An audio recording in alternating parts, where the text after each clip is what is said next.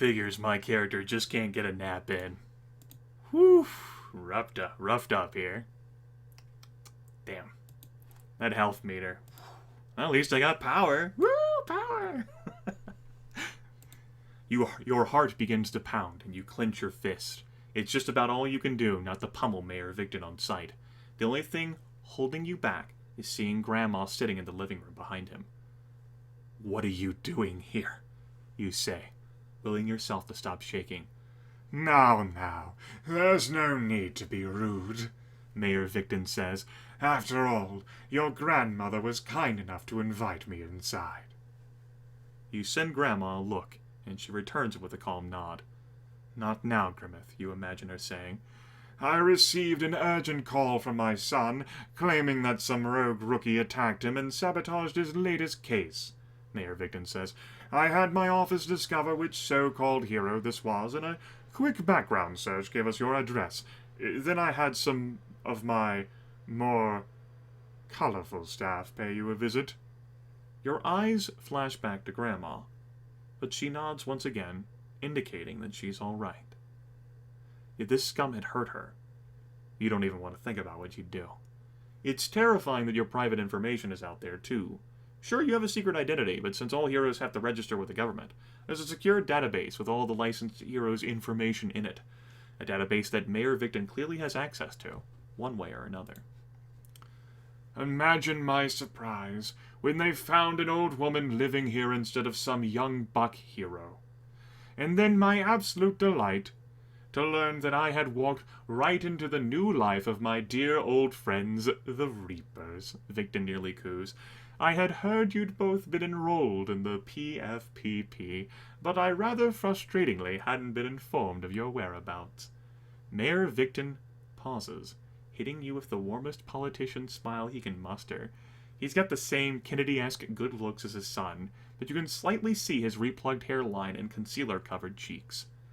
"It is rather gratifying to finally have found you after all these years, and even more gratifying to know exactly where you live," Victon says, his voice dropping. "Do keep that in mind the next time you happen to come across my son." That's enough. You think, oh, oh, no. Oh, I want to hurt him. Fuck, I want to hurt him. Do I cost my power? I want to hurt him. I want to hurt him. Oh. Damn you, game! Damn you! Ow!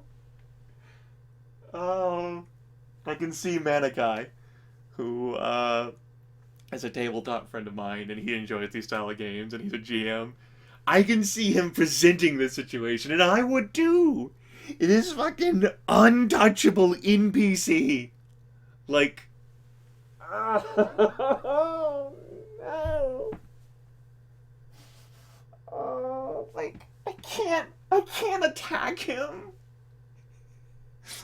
He would ruin me completely.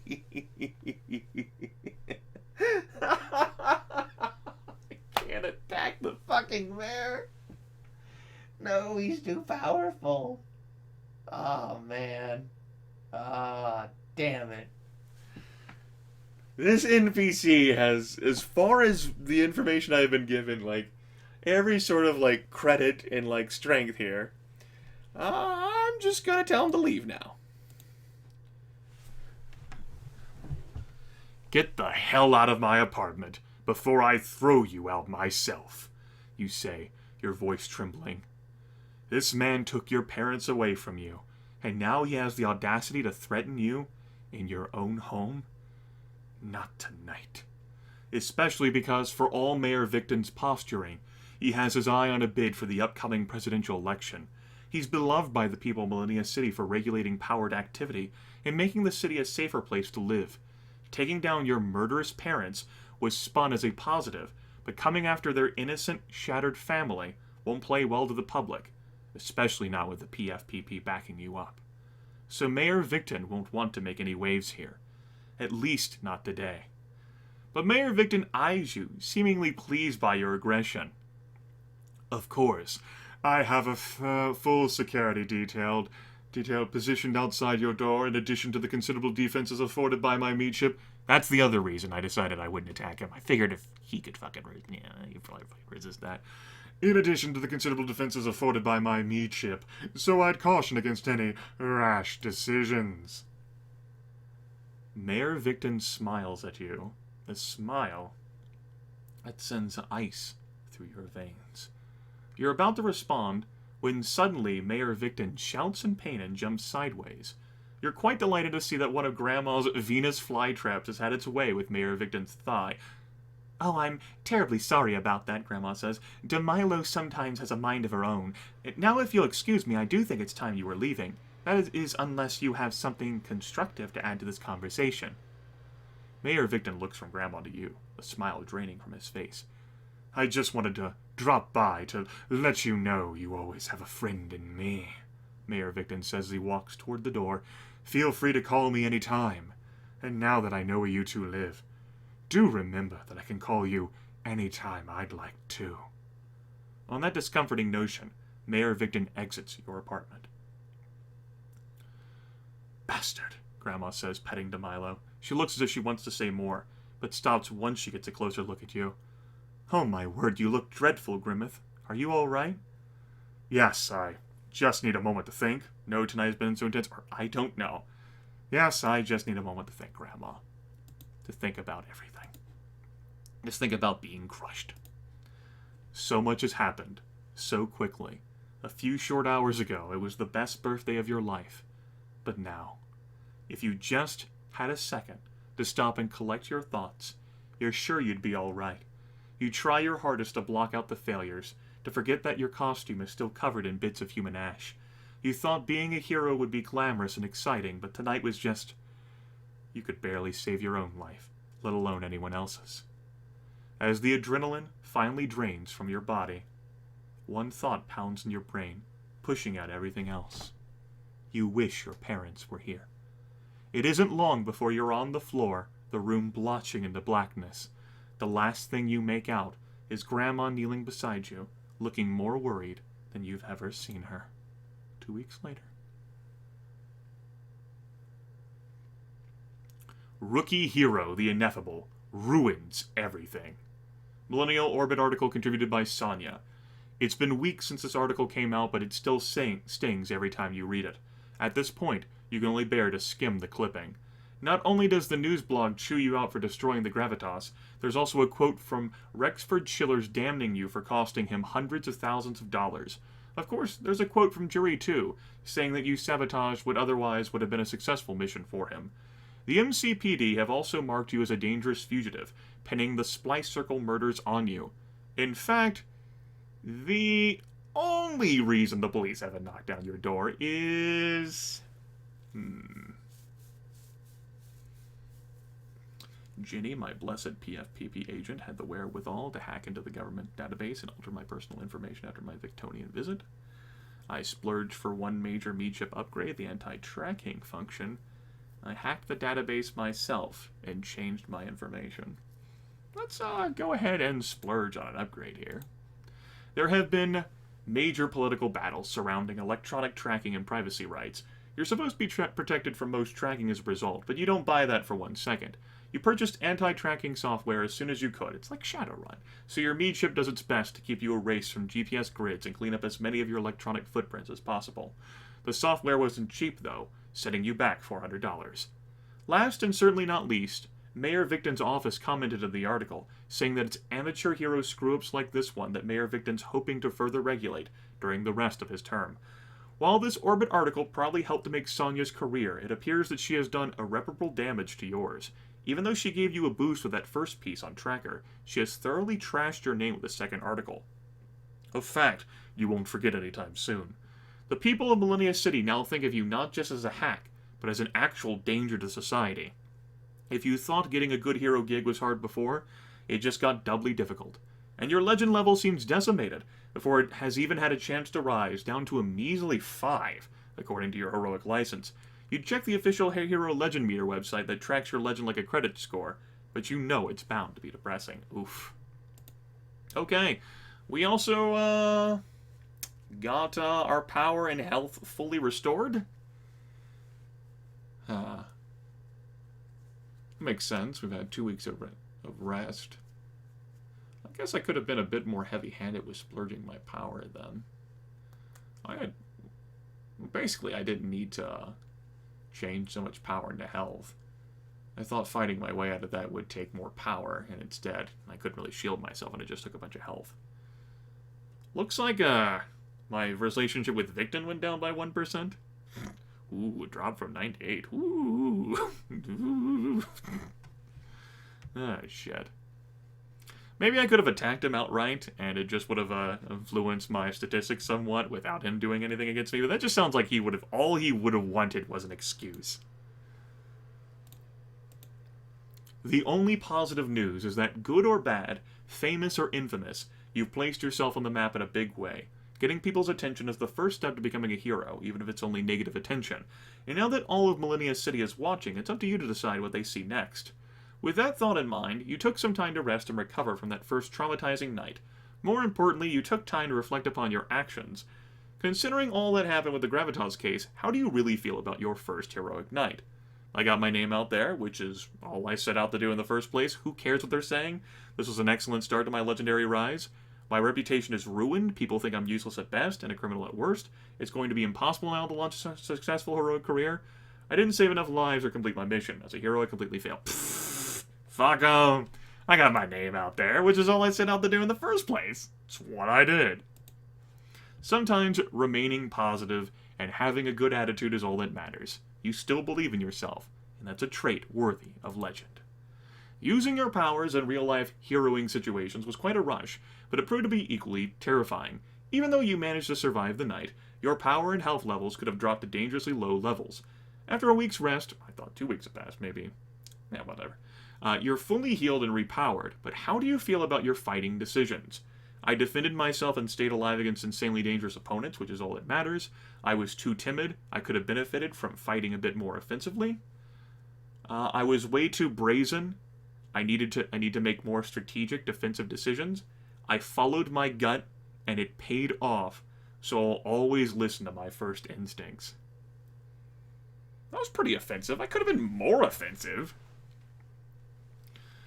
Nah. I'm satisfied. You certainly learned that your feelings regarding the law really matter, especially since these feelings have significantly affected your relationship with the MCPD. How do you plan to react to the law and the police moving forward? The police hating me could be a serious issue moving forward with my career, but at least I'm free to act however I see fit. I should have followed the law and worked with the... Fuck 'em. No one's going to be able to tell you how to live your life as a hero, especially not the police. Finally, for only one night on the job, you amassed an impressive array of enemies. Who do you think is your biggest threat? The Splice Circle? They're pretty fucked. Madam Vice? I don't think so. Mayor Victon? Jury? Rexford Schillers? Whatever. Prodigal or the police? I'm gonna go with Prodigal. She could have killed me. And she didn't. She's fucking crazy insane with immense amounts of power to be able to take on that many people. When my character personally doubted that he could take on even one of them. Like, that powerful of an item, and she just blew it up. Which means that she doesn't think she needs it. She might be right. She's my biggest threat. She knew my name fucking in a snap. Yeah, she's the one. This crazy mystery girl clearly has it out for you. She knew your code name, sabotaged your first mission, and successfully framed you. It should be a top priority for you to figure out who she is and what she wants. Maybe she is an enemy of my parents. No matter how you feel about your first case as a hero, you realize that this is going to be way harder than you expected. You're going to have to be stronger, smarter, and faster if you have any hope of surviving the deadly enemies you face, and of finding the success you so desperately crave. But what if this is all a crazy pipe dream? What if you're not good enough? What if the odds just never work in your favor? Your dreams could simply not come true, and no one would know, except for you. You quickly shake these doubts off, though. No one ever said this was going to be easy. Legend prize unlocked.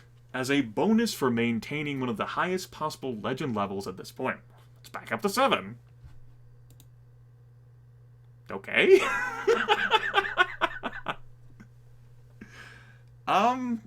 Then some of my choices there must have risen it up. Well,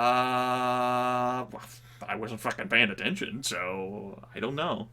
That would be something for me worth doing. I'm not treating this game like how I say treated Long Live the Queen when I am paying attention to the minutiae of things. I came into Long Live the Queen during both of my playthroughs of that with specific ideas in mind to ensure that this game so many people whined about as being exceptionally lethal proved not to be the case with me, so long as you put effort and consideration into your goals. And the game never killed me in both of my playthroughs. Spoilers. So, you know, I'm not taking that approach with this game. But certainly it does seem like the game has the potential to kill you if you run out of health or power. My character is very obsessed with fame, and he is a vigilante for sure.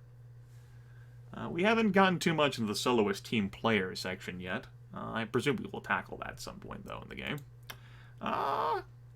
And choose to purchase another costume upgrade, large metal wristbands that store energy for blasting, or thin tubes that collect and channel excess energy for shielding purposes. Huh.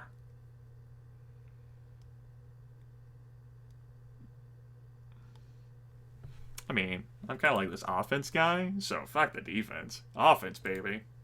This offensively suited upgrade allows you to create blasts at half the power cost. That might have been more useful than allowing me to, like, zip around without, like, charming. Whatever. Fine. Ready to get back to work, you pull on the Ineffable costume. You know Grandma will kill you if you don't say goodbye before leaving, so you walk into the living room where you find her wrestling with a rather large palm frond. Grandma has lost several of the tools from her gardening belt, and her hair has come undone, matted down to her face with beads of sweat. "I'm fine," Grandma says, wiping her brow. "Tropez here is just having a bit of a hard time adjusting, but he'll feel right at home in no time." By the way, that video game woman called again, and she sounded rather angry. In your haste to start your heroic career, you quit the video game testing job without telling the company or returning your advance deposit. Perhaps not the smartest move, especially now that you have no idea how you're going to start making money as a hero. Unfortunately, your bank account also took another hit this morning after you paid $800 for rent. Ow! Jeez, guess it's a good thing that I didn't buy the big ticket item. I would have even less money. Damn you, rent! Grandma's pension doesn't cover all the bills. Anyway, are you going to go see Jenny? Grandma asks, returning her battle with Tropez. Grandma thinks that with all this fresh heroic hell on your plate, it'd be smart to strategize with your PFPP agent, Jenny. She has access to government information and claims to have a lead that could help you sort out the mess of the Gravitas case. But you probably bit off too much too fast taking on the Splice Circle, so you've got your sights set on a smaller scale mission for tonight. "Oh, Grimith," Grandma says, "have you made a decision yet about the Sidekick mentoring project?" Despite your heroic false start, Grandma has still been insisting that you take on a sidekick, Minty. She... just not used to seeing that word. Minty. She's always been involved in mentoring powered youth. You even had your own hero mentor back when you were younger, though the most exciting thing he asked you to do was pick up his dry cleaning. You'd never tell Grandma, but you don't have much faith in the program. Besides, you can't imagine why any young powered person would want to work with an amateur like you. You've been rather reluctant to choose all week, but at this point you're just tired of Grandma's constant and helpful reminders. All right, you say, pulling up the applicant files on your Me chip. As they scroll in front of your face, you decide to go with Sparrow, a 16-year-old orphan from the eastern fringes who has the appearance and abilities of a typical bird. Coming from a neighborhood like the fringes, she won't have many heroic opportunities within her reach, a fact you know all too well. Pressy, a 14-year-old, 4-foot-tall, gnomish-looking boy. He believes his power to manipulate the earth comes solely from his magical peckling. His only dream is to become a hero, but given his rather cutesy appearance, that seems highly unlikely. Tarana Rain, a 15-year-old girl who has the power to generate and manipulate water. She goes to a ritzy Rhine Hill-powered private school and comes from a wealthy family. one that owns a Millennial Orbit, MC's best-selling news blog.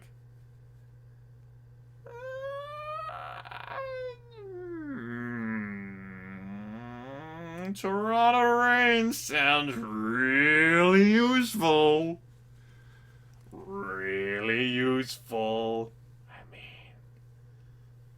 yeah. News blog. Yeah. I mean, Sparrow, I mean, that sounds cute. I'm not interested in depressing, but I mean, yeah, I gotta think about my fame and my glory. I don't have time for Sparrow. Generate, manipulate water? Hell yeah. Let's do it.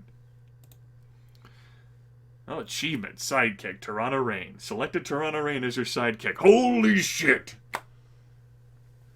Achievement. Toronto Rain sounds like she might be a real pain, and you can't fathom why she's applying to this program, but you do like the idea of having a connection to the orbit. Yeah! Impressing her parents might come in very handy, given their considerable influence within the media world. Hey, if you're going to do this mentor-sidekick thing, why not get something out of it for yourself, too? Ooh, I smell trouble, Meatship J2 says, appearing today in one of her standard issue outfits, a naughty secretary. That mess is gonna be too hot to handle. Ooh, I like hot messes. Ignoring J2 and wishing you chose a potentially less offensive personality template for your Meatship, you look up. I'm going to go with Toronto Rain, you say to Grandma. I had a feeling you might, Grandma says, a mischievous smirk stretching across her face, which is why I told her to meet you in Ringe? Square in 5 minutes to help you with whatever you've got planned for tonight. You open your mouth to protest, but no, it's no use. Arguing with Grandma once she has made up her mind is mind-numbingly futile. So you simply nod, jaw clenched. This is certainly going to be interesting. Before you go, you walk over to say goodbye to Metallica, James Hetfield, stroking her pedals for good luck. Yeah! And for heaven's sake, Grimith, Grandma starts once again looking more worried than you can stand. Please be careful out there. You nod at Grandma, knowing it will be hard to screw things up worse than you did last time. In your room, you prepare for takeoff, checking over your costume one last time. Then you look up at the poster of your parents, causing another streak of guilt to run through you. Maybe you should write to them. But then you stop yourself, thinking that nothing has changed. You've been left to live your life without your parents, so that's exactly what you're going to do. Instead, you glance over the poster Rebellion, thinking that getting to his level seems further away than ever before. Part 2. Pride comes before... we'll be fine. Okay, so it looks like sidekick relation is a thing. How about that? Really into fame, and really into lawlessness. Yeah. Money took a hit there, faux show, but we'll be fine. And achievements-wise, we got 25 points for selecting Toronto Rain as our sidekick. Which is great. I clicked this. Whatever. I'm gonna go ahead and end this video now. Take care, everyone. It's been a blast. A real blast.